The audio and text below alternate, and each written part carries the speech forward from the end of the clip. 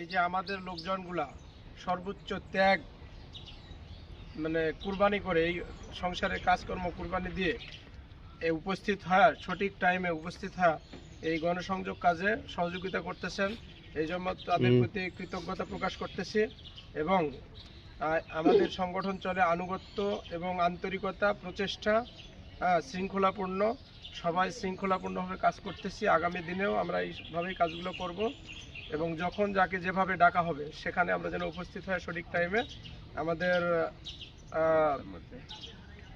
মানে যেগুলো আমরা পরিকল্পনা করতেছি সেই কাজগুলো যেন বাস্তবায়ন করতে পারি। আর আজকে আমরা এখানে ঢুকে যে বিষয়টা আমাদের কিছু হচ্ছে কথা যারা একটু বলার আমাদের ভালো করে মানুষকে বুঝাই বলবো, সেটা হলো সংক্ষেপে। বেশি কথা বললে ওরও মাথায় থাকবে না, আমারও মাথায় থাকবে না। সংক্ষেপে বলবো, আপনারা আমাদের এই প্রিয় বাংলাদেশকে আগামী দিনে কার হাতে তুলে দিলে এই বাংলাদেশ আমাদের নিরাপদ থাকবে, স্থিতিশীল থাকবে, এইভাবে বুঝাবো। অন্যের কারো সমালোচনা করতে যাব না, কাউকে কোনো কটাক্ষ করে কথা কব না। কেউ যেন আমাদের কথায় মানে অশান্তি পায়, মানে আঘাত পায়, এটা করব না।